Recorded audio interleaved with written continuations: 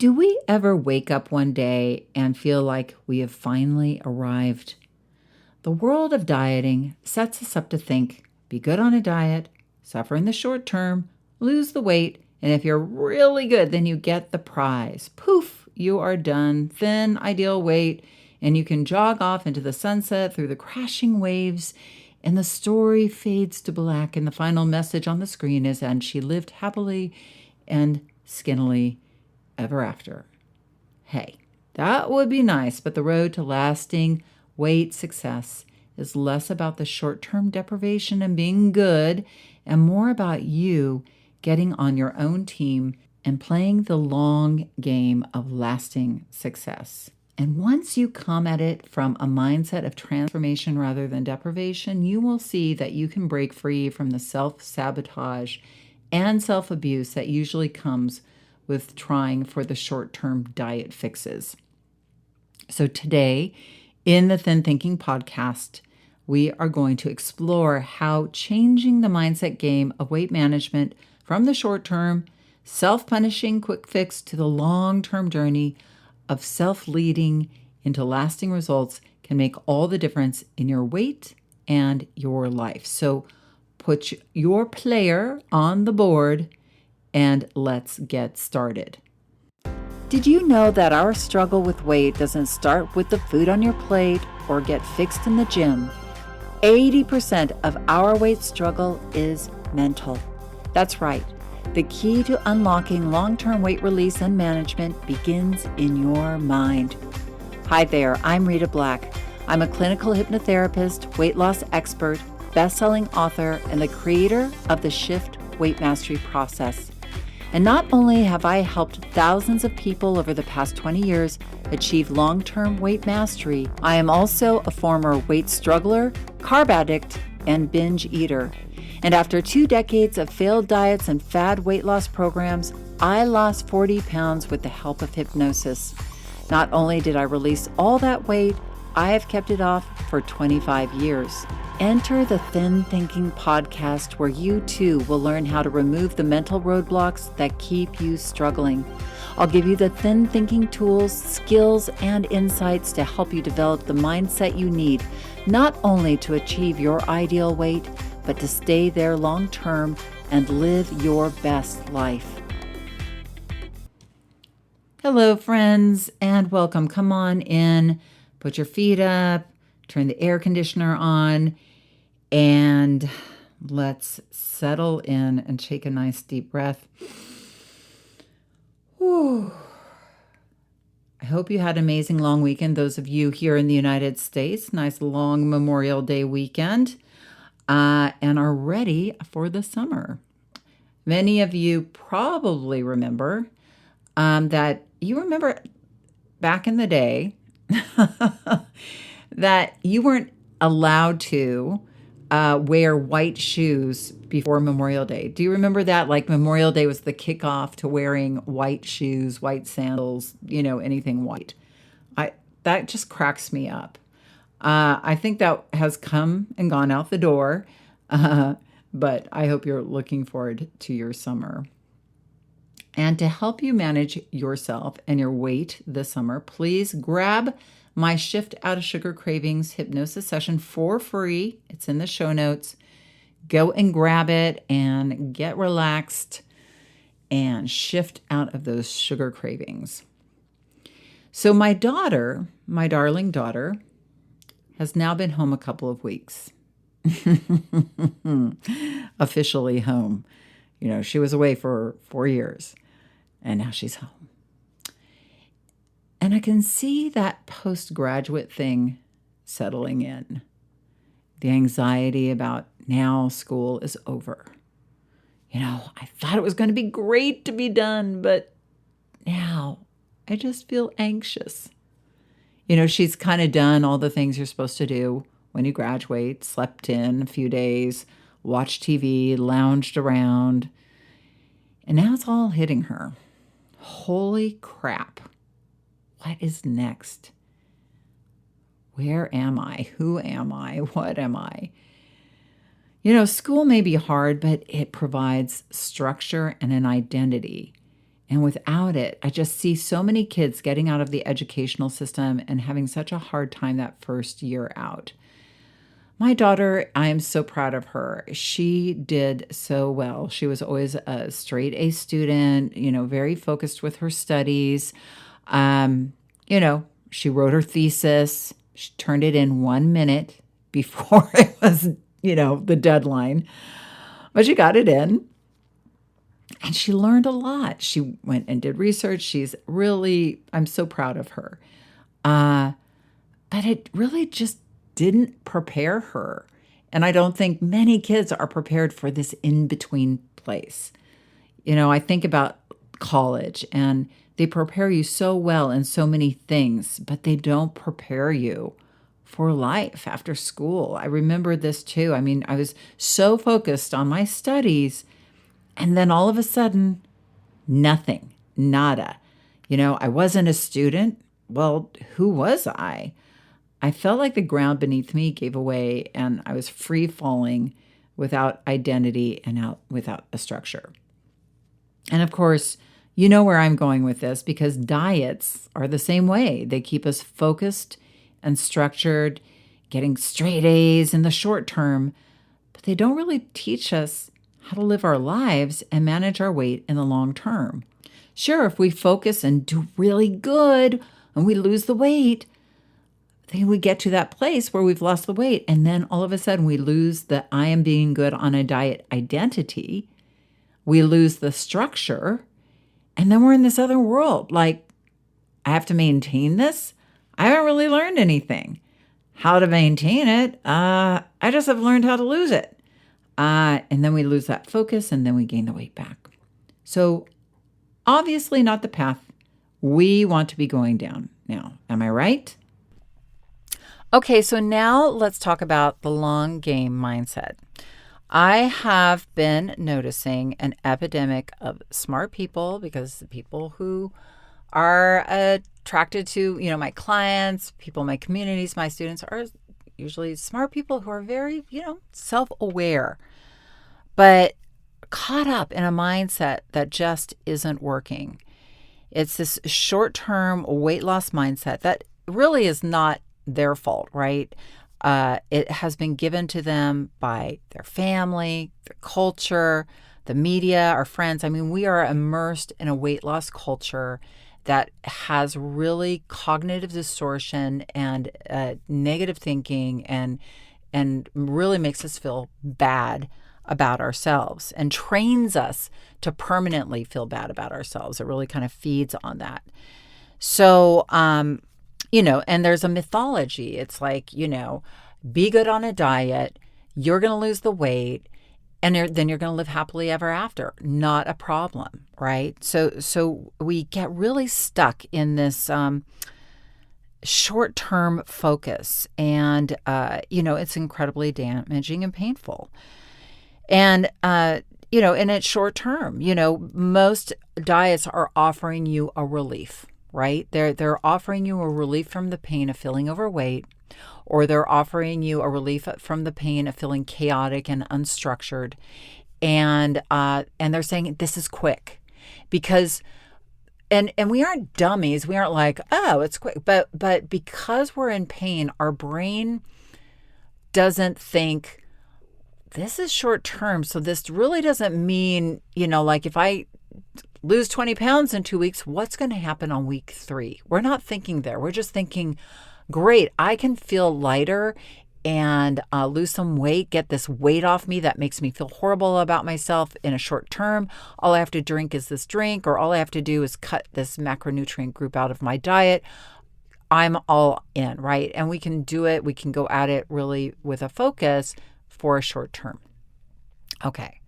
So that's, first of all, we go at it not because we're stupid, but or we go after these short-term things because it's so painful the way we feel about ourselves when we're overweight. We don't like ourselves. We have a lot of distrust in ourselves. So diets or weight loss regimes or all these quick fixes offer an escape to our brain, and our dopamine center in our brain, our reward center, is like, yes, I want that. It's like almost it's an addiction. All right. So secondly, obviously it's self-defeating because when we're focused outside of ourselves on a diet, on a plan, um, it may seem rational at the time, but the problem is when you're focused on like do it this way and you only can do it this way. You can't do it any other way. It has to be done this way, which a lot of diets are, like eat this, eat that, but don't eat this, eat this much, blah, blah, blah. The lure of that is that we are really saying, I need to be controlled, because I'm chaotic internally. I can't trust myself, but I can trust something outside of me or a guru outside of me or some sort of structure. So let me do that. And again, momentarily we get a relief from the self-distrust and the self-hatred because we're now committed to something, and that can make us feel sort of like a kind of a false sense of confidence. And then there is the third thing, which is, the lure of you're going to go on this, you're going to lose the weight, and then life is going to be perfect. You're finally going to have, it all.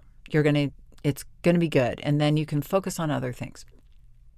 And again, that the idea that that we're going to find this magic cure that is going to, take away the fact, our thinking about food, having to manage food, thinking about exercise and all of that stuff. The idea that there's something out there that's going to remove all of that from our life so we finally don't have to think about food anymore and don't have to think about exercise.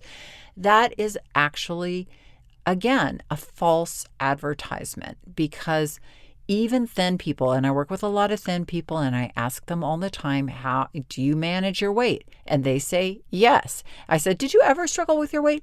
No, I just know that, I can't eat certain foods or I'm going to gain weight, so the idea that, that we live in a world full of food. We live in bodies that, like full of food that our bodies were not designed to be eating, and again, I'm not going down that road of like, we got to go back to our ancestors and eat the way they do. I'm just saying our bodies weren't designed to eat all this food, to have it all around us, and our brains weren't designed to be stimulated by this food all day long, right? So people, even thin people, have had to adapt an internal structure for themselves of managing this world of food so that they can maintain their weight. You got it? So I'm not talking about like, so the whole weight loss industry is built on, I don't want to say lies, and it's like it's developed in this way that really takes us down a wrong path. And look, we are never going to be perfect, and life is never going to line up for us to do good on a diet 24/7, 7 days a week, 365 days a year. Look at how many, there's a holiday in every month. You know what I mean? Like there's always going to be some reason to go off your diet. There's always going to be some interruption. There's always going to be, so we got to get real. Really real. Real. Okay. So, and I apologize. That this is, the way it is, but I think like the 22-year-old, it's like, once you kind of can have acceptance about like, you aren't going to get that $150,000 job right off the bat. And it's, people aren't going to be paying you to, do all those fun and super creative things that you did in college, but you're going to have like a low-paying job and you're going to be doing really menial labor in the beginning, but the sooner you accept and go, okay, I'm here, like that. And I don't mean that that's what you're going to have to do, but I'm just saying there's a certain freedom in going, okay, let me start from a real place. Let me start from something real with myself, and begin something that I'm creating for me. So because the alternative is to continue to stay stuck in this looking outside of yourself, finding the next quick fix, doing good on it for a little bit, falling off it, getting off track, eating more, going back, and then, gaining weight, feeling horrible about yourself, feeling like over and over and over again, and over and over and over again. And I say this because, my mother never, ever, escaped that cycle. To me, that is a tragedy, before she passed and went on to hopefully bigger and better things. But, and I see it all the time. I see, clients who have been stuck in this struggle for decades.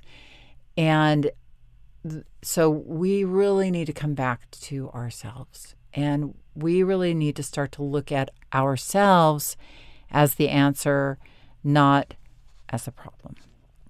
So I really came to this conclusion one day, and if those of you who don't know my story, you'll, come to the masterclass, you'll hear it in a little more depth. But, I kind of hit my wall. And after dieting for 20 years and yo-yoing up and down the scale, 40 pounds, I was like, I can't do this anymore. I can't diet anymore. I really have to come at this from a different way because I cannot live life anymore like this. Like my life was in ruins. So in that moment, I really made a decision, not going to do that anymore, and I'm going to do something different. And something that helped me a lot at the time was this idea of the hero's journey. And the hero's journey is Joseph Campbell's concept, I believe. I'm not a super duper anthropology expert, but my husband works, he doesn't work in the movies anymore, but at the time he was working in the movies. And in the movies in Hollywood, a lot of screenplays, well, every screenplay really follows what you would call the story of the hero's journey. Most screenplays, not every single one, but, most of those action movies and most of those, the structure of a movie is, most heroes in a movie are reluctant. They don't want to go on whatever, in the beginning, it's, the guy, he's like the village wants him to go and slay the monster. And he's like, no, not me. I'm not the guy who can do that. And you guys do that. No, not me, not me. And then, finally, he's called into action, or she's called into action by a vision or a need bigger than themselves. But usually it's a vision that pulls them forth, and not a vision, but just like something bigger than them. They need to save somebody. They need to save their village or whatever. They get out of their own ego and they, move forward. So, and then the hero's journey continues. So once the reluctant hero steps in and begins the journey, the journey is a series of obstacles, right? The hero then has to confront all these obstacles. Each obstacle that the hero has to struggle with and find a solution for actually makes the hero stronger. Now, many, many times the hero wants to turn back. I can't do this. It's too hard. Or he gets hurt or whatever. There's many times times she has, oh my God, one more thing. Are you kidding me? You guys have all watched the movies. You know what it's like. And then there's always that scene towards the end, the climax of the film, where the hero has to slay the dragon, and she, has to pull together, and the dragon really is representative of the biggest protagonist, the antagonist, the dark force, the hero's antithesis, and coming at them again and again and again. It's not like they slay them in one stab. It's like they keeps coming back and keeps coming back. But finally, the hero perseveres and slays the dragon. They come home and they're, to the end of the movie, and they're transformed, right? They are not who they were when they began the journey. So I was thinking about my weight, and I was like, I get it. A weight journey is a hero's journey. And the point of the journey isn't about being good or perfect. The point of the journey is finding the solutions and believing in yourself and building yourself as you go along, and slaying the dragon. And I know that I'm speaking in metaphors for a moment, but the reason why I say this is because most people stop at the first obstacle, right? Like you'll start a diet and then Friday night, pizza time comes out and there's the first obstacle because life is going to be full of pizza. You know what I mean? It's not like you go on a diet and pizza evaporates. Pizza's in your life, and if you're managing your weight, you need to learn to manage pizza on a Friday night. And that might mean eating pizza on a Friday night, but figuring that out for yourself, right? So, but most of us get to points in the journey where we want to turn around and go back, and we do. We go back to the beginning because it doesn't look perfect. And the reason for that, a lot of times, isn't that it's too hard, but we don't like looking bad to ourselves. And because there's a lot of self-shame within ourselves, because one of our biggest dragons within us is our inner critic. That's always there to say, you blew it, you didn't do it right, this is going too hard, this plateau is going on too long, you're blowing it somehow because it's not working for you, right? And then there's also that other dragon. It's kind of a twin-headed dragon of the rebel within us, right? And that rebel is, really there ready to say, oh yeah, this diet sucks. Let's just start again Monday. Everybody else is eating. Why can't we? So there's this powerful force, talk about obstacles that is always there as we're going. So I want to just kind of go through the hero's journey as a weight master, just briefly to give you a flavor of, really where I feel like we want to start from. Now, reluctant hero. Let's talk about the reluctant hero.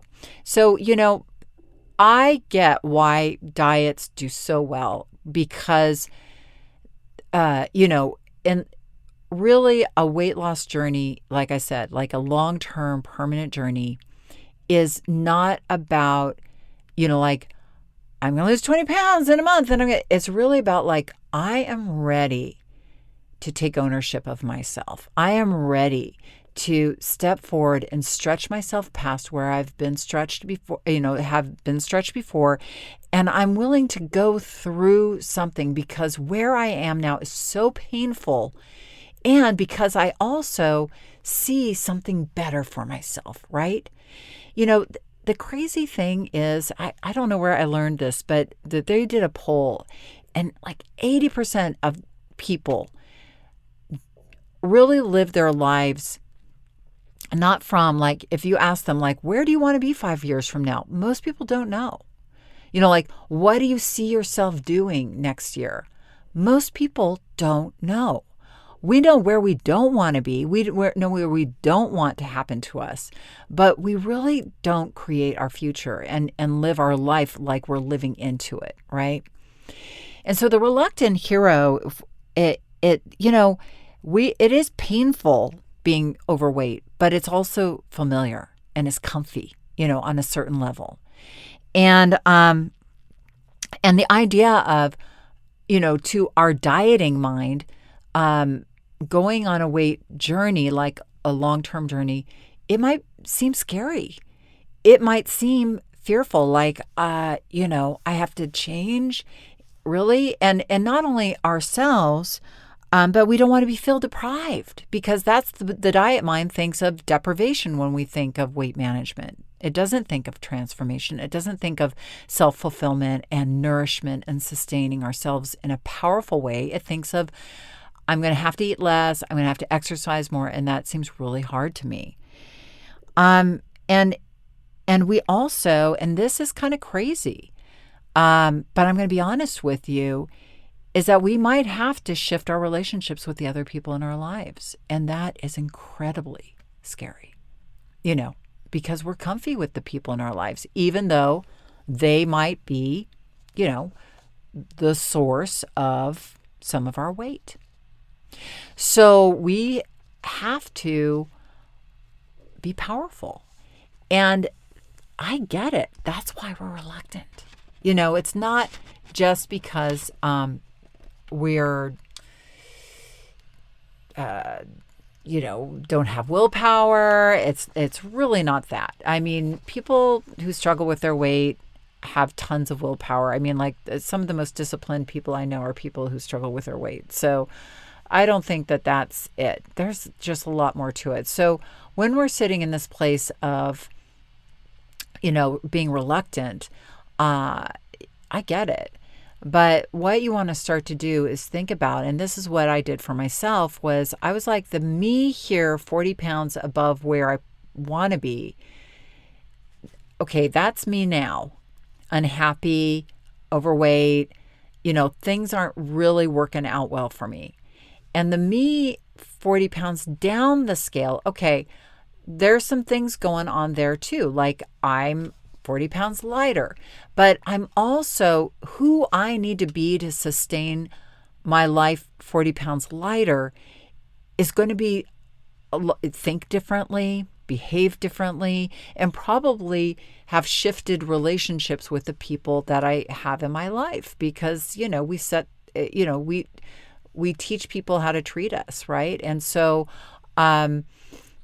that to me, I was like, I kind of gulped, and I was like, okay, I'm committing to this, just like the reluctant heroes, like, they're like, okay, I'm going to do this. But I stepped forward and I was excited because I was so ready for transformation. And I, sat down with myself and I kind of had to love myself in the moment and say, okay, I believe in me. I believe I can do this, even though it's uncomfortable. The comfort from the, painful and frustrating familiar weight, I don't want that anymore. I want something new. I'm willing to stretch. I'm willing to be in something unfamiliar. And I'm also willing not to be perfect. I'm willing to be a student. I'm willing to be a learner because that's what an apprentice is, right? Just like my friend's daughter got that job as an apprentice. It's like an apprentices, the good news is you get to make mistakes. You get to make mistakes almost immediately. So I started to see myself differently and I started to treat myself differently. And I started to feed myself differently and exercise and, use hypnosis and all those things. But the thing I want you to understand is that I've been doing this for 25 years, you guys, and I'm still on my long-term permanent weight mastery journey. So there are many, many, many, many, many phases to a weight mastery journey. And yes, there is a certain point, I think, where you slay your dragons to a certain degree, to the most degree, and in your journey of down the scale. But maintenance, you start another journey. And so I want to inspire you about this because in being that hero, in, really going through what I call struggle points, which are all the points that you probably have gone on before, like when you've gone on a diet where you've stopped and got off track, were probably your struggle points. And our struggle points, like we gain weight in the same places in the same time with the same foods for the most part, right? And we keep banging our heads against the wall thinking somehow it's going to change this time and it's going to be different. No, it's not. But we've got to figure these out. But the good news is once you get it, you can do it. And when you do it, you're like, damn, I solved that problem. And that is the joy I have in seeing my clients and students go through and go, that has been bugging me for years and I slayed that dragon. Woohoo! I own that. And that, my friend, is some taste of like better than any cake, better than any, potato chip. Like, oh my God, that is as good as it gets. When you go through a struggle point and you put it to sleep and you move forward, like people figuring out night eating and putting that to rest, and people managing their stress without, or emotional eating, start to manage their emotions without food. People learning to socialize and having a really good time at restaurants and parties without overeating or over drinking, and taking ownership for that, because these are the things that take us off track again and again and again. So when you start to look at this journey, not from being perfect on a diet, but you really start to look at it as a series of transformational steps that you're taking, that just like the heroes in the movies, where each step along the way, it, maybe doesn't happen overnight, but they get that, they get a little more powerful, and they get a little more powerful, and they get a little more powerful with every step forward. And I call it the thin thinking brain. Like it's like flexing a muscle. Our thin thinking brain gets stronger, and it's stronger and stronger until that's who you are a thin thinker. And that old fat thinking, old habits, beliefs that kept you in that struggle, that part of the brain is dormant. And that, and slaying. So here's the thing about the critic and the rebel. You can't slay them, but you can learn to work with them, because that part of the brain, and really turn them way down. Like you can turn the volume way, way down, but we are human beings. We are going to always have our inner critic and rebel, but we are developing on our weight mastery journey, our inner coach. And our inner coach is, the longer we're on, like the more we use our inner coach, the louder that voice gets, the more empowered we become, the more self-forgiving, self-empathy, self-reinforcing. We can figure out this problem. We got this. We start to talk to ourselves differently. And again, if we reach that struggle point and we turn around and we try to be perfect, oh, well, I didn't do good today, I'm going to go back and be perfect, you lose that. You lose that ability to build that inner resource, that inner strength within you, to develop that inner structure within yourself, because diets, weight regimes are structures that you go on. But really, when we're shifting and we're on our weight mastery journey, we're creating the structure from within us, and you don't lose that. You don't ever lose that. You own that, and you get to keep it. So that when you get to your ideal weight, guess what? You own that. And that's what happened for me. That's what happened for many of my, students and clients, is like that when they get there and get to maintenance, which is a different journey, but they're not afraid, like, oh my God, I'm going to go all the way back up the scale. I mean, they might have some insecurity. I'm not saying it's perfect. There is insecurity, but they're like, but I got this. Like, I've got the tools, and they start to work that muscle of maintenance, and they're like, oh my God, I got this too. Like, this is actually going to work for me. But along the way, there will be boredom. Like, I don't think the weight loss industry tells you this, but, like, people get to places like, I'm bored, there must be something wrong with me. I'm like, no, welcome to a long-term permanent weight mastery journey. You will be bored sometimes, but there is something underneath that boredom that you will learn about, and you'll crack that boredom, and you'll get through it. And you will be stressed out. You'll have times in your life when you're stressed, and you might have to tread water or figure some stuff out for yourself, and you will get through it. And there will be plateaus. And guess what? You will get through your plateaus too, if you just keep going. And you'll get off track. And guess what? I invite you to get off track so that you can exercise that muscle of getting back on track, so it's so tight that the second you get off track, you're like, what do I do to get back on track? I get right back. And that, my friend, is the key to consistency. Not superhuman discipline, not starving yourself, not exercising like a maniac, but really finding a way of living your life on your terms, solving those struggle points, and developing yourself from the inside out, transforming yourself from the inside out. I think of my son. He's going to be 17 in 2 months, and he started playing piano when he was 5. And I think of him like, not even being able to put it, like his hands were so small, he couldn't even like reach some of the keys.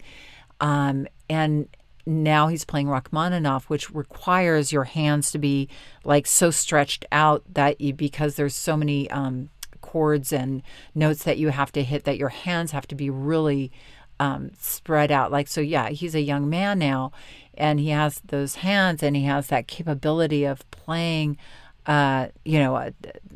incredibly complicated music that, but I remember when he started out, and I remember so many struggle points where he wanted to quit. He wanted to just, so many, too many, where, and in the beginning, either me or his father had to sit with him, or us both, and just say, you just take a breath and think about, this isn't just about playing the piano, but this is about mastery. This is about, like, life is full of these times where you don't wanna, but you just keep putting one foot in front of the other. And then he would get to the other side of whatever that struggle point was, and he'd have a breakthrough in his playing or who he was as a player. And the beautiful thing is, and I'm going to cry because it's just so wonderful to see as a mom, or, just as a fellow human being, is that he now does it for himself. He gets to those struggle points and he can talk himself through that. And that is what I want for you, that ability to really love yourself enough to sit with yourself and believe in yourself that you can get through those struggle points and solve them so that you own them and you get that breakthrough for you. So, and to slay those dragons and to come home to yourself, to your own inner village, or our community here, I'd like to think of as a village or then thinking community. But, to have that transformation for yourself, because it really isn't just about weight. With the clients that I work with, like I said, clients, students, people in the community, people in my mastermind, it's not just about weight. People get transformed in their life because they really, coming home to yourself, really showing up for yourself, transforms every single part of your life, not just your weight. So you are the hero. All right. So are you clear? You are the hero. I hope this session has served you. And grab my free Shift Out of Sugar Cravings hypnosis. And hey, would you do me a favor? Refer a friend or a colleague or a loved one to this podcast. Share the shift and pass along a way of living that allows you to love yourself.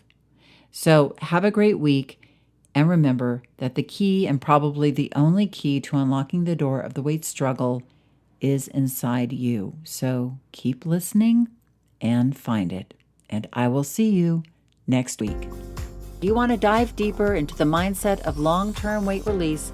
Head on over to www.shiftweightmastery.com. That's www.shiftweightmastery.com, where you'll find numerous tools and resources to help you unlock your mind for permanent weight release, tips, strategies, and more.